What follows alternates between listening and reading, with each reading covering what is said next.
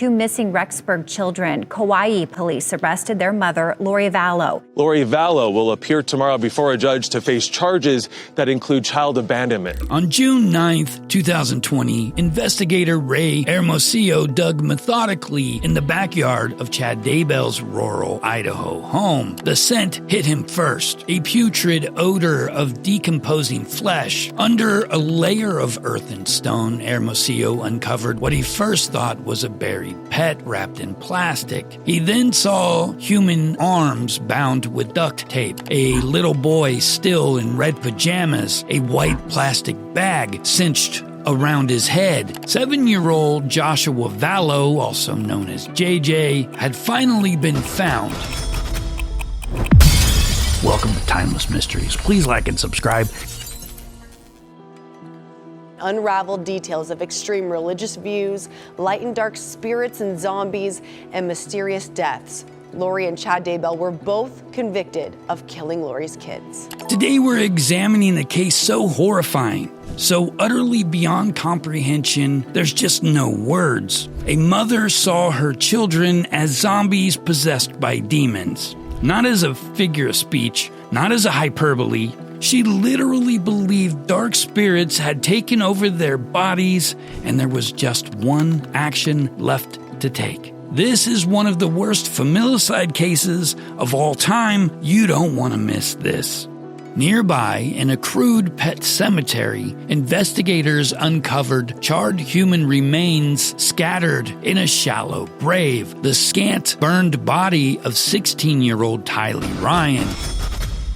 These are the children that Lori Vallow Daybell had once proudly called her own, were now evidence of unspeakable crimes. As JJ's grandfather Larry sobbed in the courtroom recounting the discovery, he explained how the once idyllic facade of Lori's life was now irreparably shattered. It's hard to reconcile the horror with the woman Lori appeared to be. For most of her life, Lori was seen as a sunny, loving mother and devout member of the Church of Jesus Christ of Latter-day Saints. She was born Lori Noreen Cox in 1973. She grew up in a Mormon family in California.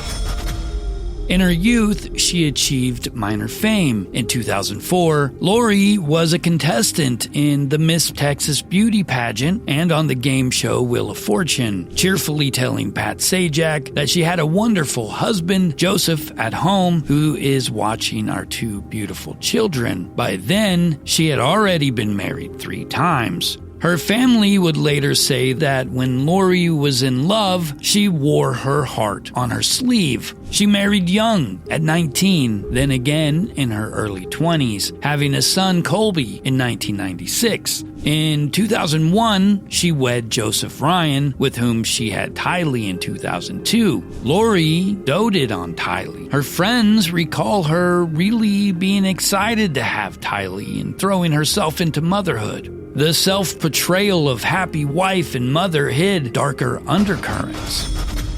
That marriage disintegrated amid Lori's accusations that Joseph had abused Colby and Tylee. In 2007, Lori's protective brother Alex Cox cornered Joseph Ryan in a parking lot and shocked him with a taser, stating he took it upon himself to guard the children. Alex served time in jail for that assault. Police would later revisit his case upon learning that Lori had once casually mused about wanting to kill Joseph. No charges were filed, but the chilling comment foreshadowed the violence to come. By then, Lori had moved on. In 2006, she married her 4th husband, Leland Charles Vallow, a personable Texas businessman whom her family considered the best of Lori's husbands. Charles adored Lori. He even converted to her faith, and together they built a blended family with Tylee and Colby. In 2013, they adopted Charles's infant grandnephew, Joshua Jackson. JJ was born with special needs, but Lori embraced him. Friends described her as a patient, ideal mother for the energetic little boy. Tylee, a bright teenager with a tough exterior but a marshmallow heart, was equally devoted, treating her baby brother JJ as if he were her own child. Lori's elderly parents and JJ's grandparents all insisted Lori was a wonderful mom in those years. For over a decade, the Vallows appeared to live in suburban harmony. But beneath that picture-perfect surface, a new obsession was brewing within Lori. Lori Vallow guilty on all charges related to the murders of her 2 children.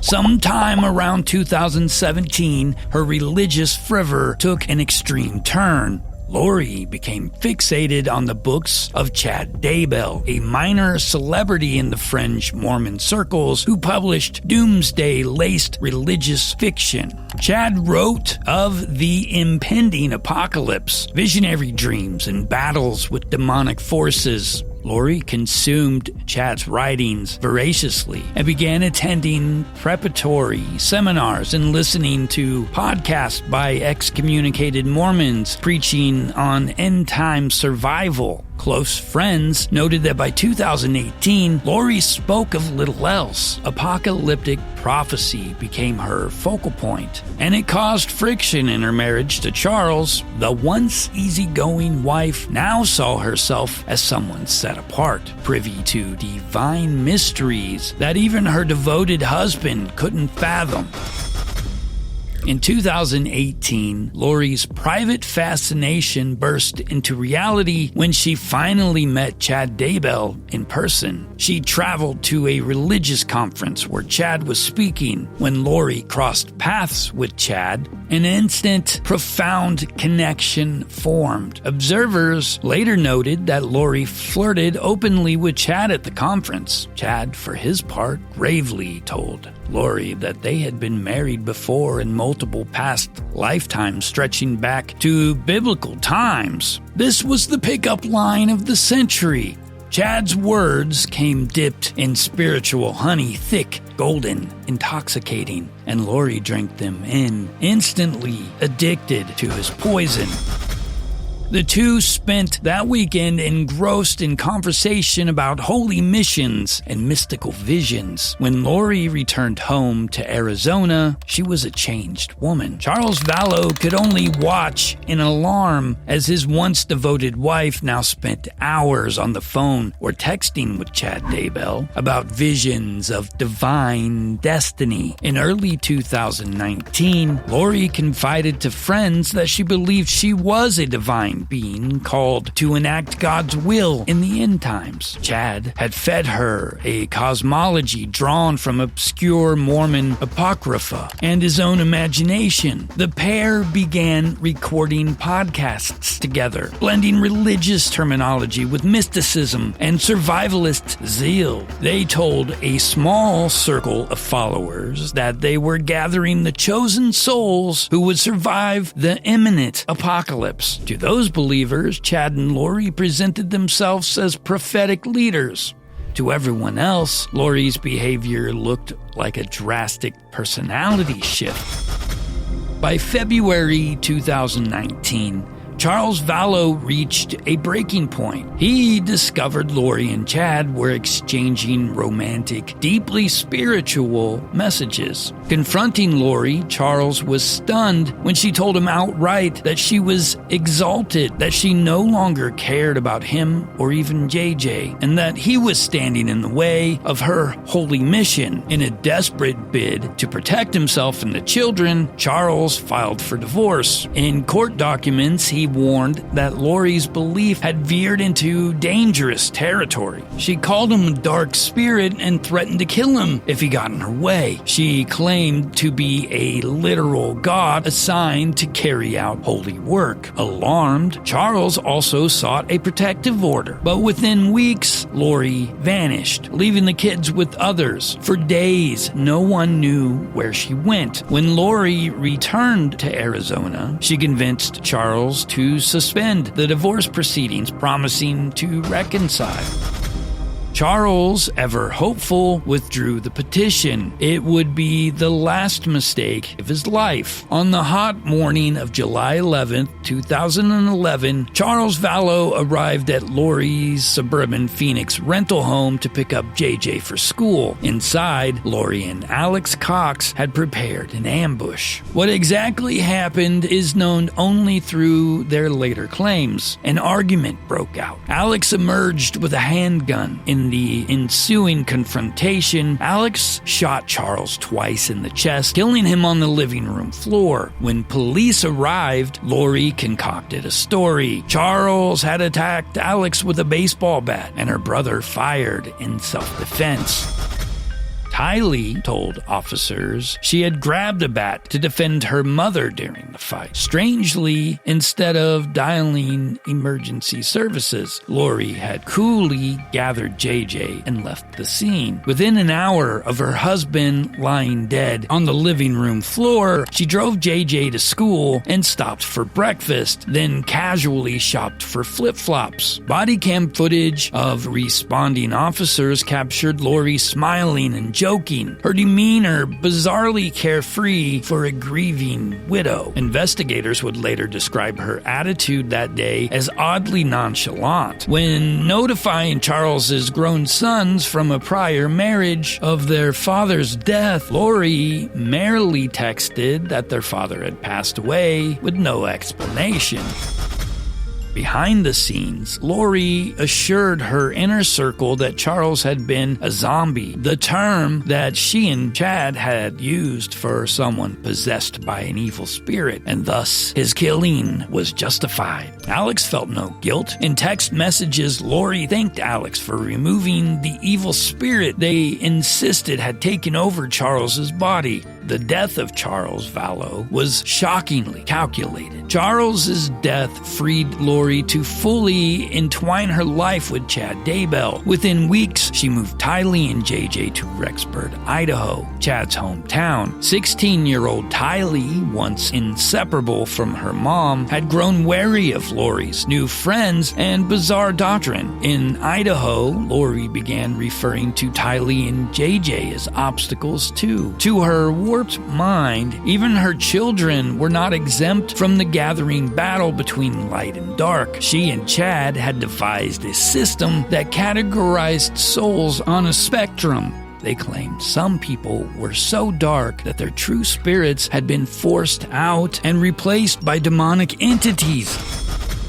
These individuals were, in their cosmology, already dead spiritually. This is where the term zombies came from. And once someone became a zombie, the only recourse was to eliminate them completely. In a text to Alex, shortly after Charles's death, Lori discussed eliminating unspecified targets, plural. Around that time, Chad texted Lori that he had cast a spiritual virus to weaken Tylee. That was a chilling code, and those words foreshadowed her fate. On September 8th, 2019, Lori, Alex, and Tylee took little JJ on a trip to Yellowstone National Park, a family outing that turned out to be Tylee's final day alive.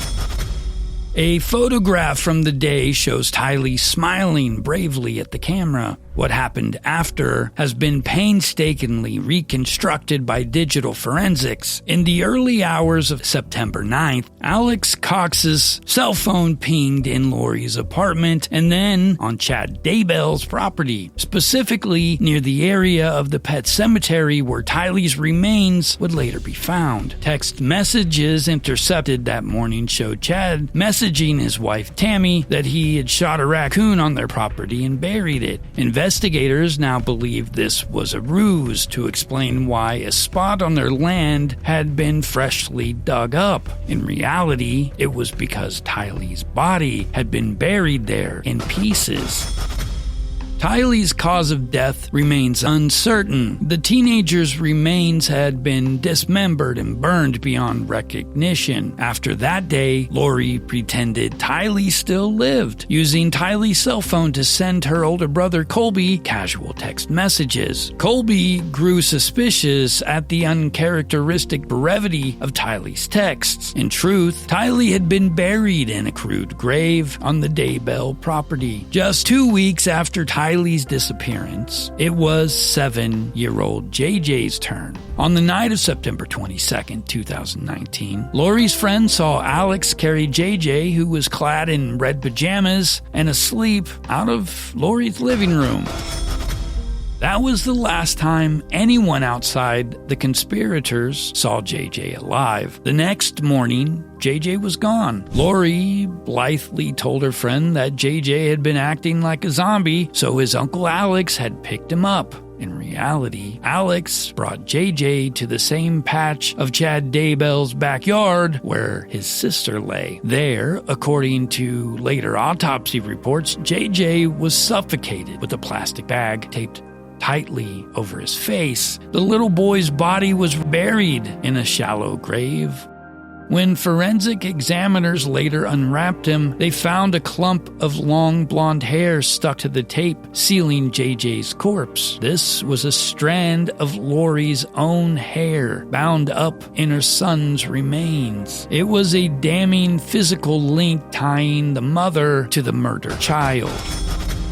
With her children now eliminated, Lori moved to consolidate her new life with Chad, but 2 more lives still stood in the way. Tammy Daybell, Chad's kind, long-suffering wife of 28 years, and Brandon Bordeaux, the ex-husband of Lori's niece, because he did not subscribe to their extreme religious beliefs. The group considered him a dark soul or a zombie, which was their justification for targeting him for his life insurance money. On October 2nd, 2019, Brandon was ambushed outside his Arizona home when a bullet shattered his car window, narrowly missing his head. The shooter sped away in a vehicle registered to the late Charles Vallow. Brandon survived and immediately suspected that Alex Cox had tried to kill him.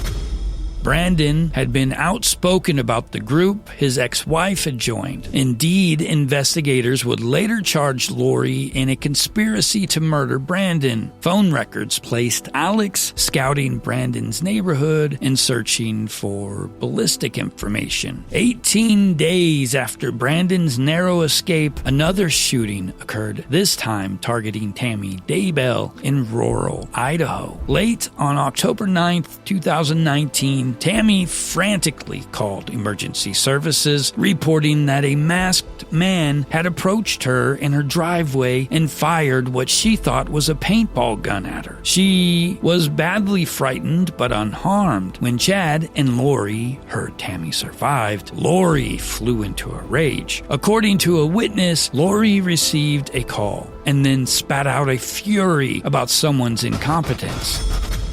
10 days later, Tammy Daybell suddenly died. Chad claimed his wife simply went to bed with a cough and never woke up, but there was no autopsy, and the county coroner declared Tammy's death from natural causes. Within 3 days, Chad quietly buried Tammy. At the services, Chad's behavior raised eyebrows. He was strangely cheerful. In truth, as text messages would later reveal, Chad and Lori had already deemed Tammy a zombie and were praying for her death. Phone logs showed Alex Cox was parked near the Daybell home on both the night that Tammy was shot and the night that she died. Investigators later theorized that Alex likely smothered Tammy in her bed. Autopsy results, when Tammy's body was finally exhumed, confirmed that she had died by asphyxiation. With Tammy gone, nothing prevented Lori and Chad from openly joining their lives. 2 weeks later, they jetted to Hawaii and exchanged vows on a sunlit beach. Lori even ordered a wedding ring using Charles Vallow's account weeks before Tammy was dead. Further evidence of cold premeditation. Conspicuously absent were Tylee and JJ. According to Chad's adult children, Chad lied that Lori had no children at all. As the newlyweds danced on the sand, JJ and Tylee's bodies lay buried miles away in the frozen ground of Idaho. In wedding photos later shown at Lori's trial, the couple's blissful faces appear grotesque in contrast to the horrors that they had concealed. Back in Rexburg in late November 2019, police had finally begun asking questions. JJ's grandparents, alarmed that they hadn't heard from the normally bubbly boy in months, requested a welfare check. When officers knocked on Lori's door, they found Chad Daybell and Alex Cox acting nervous. Chad pretended he didn't really know Lori well. Alex claimed JJ was with a family friend. That friend received a panicked call from Lori and Chad that day, asking her to lie. She refused and later went to police. By December, investigators made the connection to Tammy's suspicious death and exhumed her body. The walls were closing in. Astonishingly, Lori showed no urgency to explain the missing children. She and Chad had already slipped away to Hawaii. When police called her, ordering her to produce JJ and Tylee, Lori steadfastly defied them. She knew there were no children to produce. Lori was arrested on felony charges of deserting her children. Extradited to Idaho, she remained enigmatically tight-lipped about her children's fate. Meanwhile, Chad tried to rally support. He approached a neighbor, asking to use the neighbor's house as collateral for Lori's bell. The neighbor, unsettled, asked him about the children. Chad stumbled, then tried to reassure her with obvious lies. Then came the day of reckoning. Law enforcement unearthed the remains of Tylee and JJ. Chad sat nearby watching. At one point, he called Lori in jail. "They're searching the property," he whispered. Moments later, officers located JJ's tiny corpse. That's when Chad tried to flee but was arrested. Investigators carefully lifted JJ's shrouded body out of its shallow grave. They also collected the hacked up and burned fragments of what had once been Tylee. JJ's official cause of death was determined to be asphyxiation, while Tylee's cause of death could not be pinpointed because of the extensive mutilation, but both were ruled homicides. Lori and Chad were indicted on first-degree murder charges for the deaths of Tylee, JJ, and Tammy Bell. Arizona prosecutors followed with additional charges. By the time Lori finally faced trial, she had spent time in a state mental hospital. The Lori who appeared in court was a far cry from the graceful pageant contestant. Throughout her trial, she often sat smirking or whispering with her attorneys, which were actually only standby attorneys, also known as advisory counsel, as Lori was self-representing herself pro se. The prosecution called witness after witness. One witness described how Lori believed some people were zombies who had demons that needed to be cast out. Another recounted how Alex had been told his divine mission was to protect Lori. A former friend delivered one of the most chilling pieces of evidence, describing how Lori threatened to kill her. The courtroom sat in stunned silence. Perhaps the most powerful voice of all was Lori's only surviving child. The prosecution played audio of a jailhouse call in which Colby demanded of his mother, "You lied to me." In that recording, Lori responded in a soft tone, refusing to admit any harm. To the end, Lori stuck to her delusion. In her sentencing statement, she claimed to have spoken with Jesus Christ and with her departed children's spirit. spirits. The judge and jury saw through these lies. Lori Vallow Daybell was found guilty on all accounts of murder, conspiracy, and grand theft. She was sentenced to life in prison without parole. Judge Stephen Boyce condemned Lori for choosing the most evil and destructive path possible and warping her religious devotion to justify these unspeakable crimes. The Doomsday Mom had transformed herself into a figure as cold and lethal as any cult leader. Chad Daybell faced his own trial. In a public statement, his adult children defended him as a loving father who was manipulated by Lori. Lori's camp suggested Chad was the puppeteer. Whoever led whom, the two will forever be bound together in infamy. You were convicted of killing your kids. Where does that Wrongly disconnect? convicted. You believe wrongly convicted? Absolutely, 100%. Don't forget to subscribe and please hit that like button. I want to hear your thoughts. Leave those in the comments below. And as always, stay kind, be vigilant, and always question the truth. I'll catch you in the next video.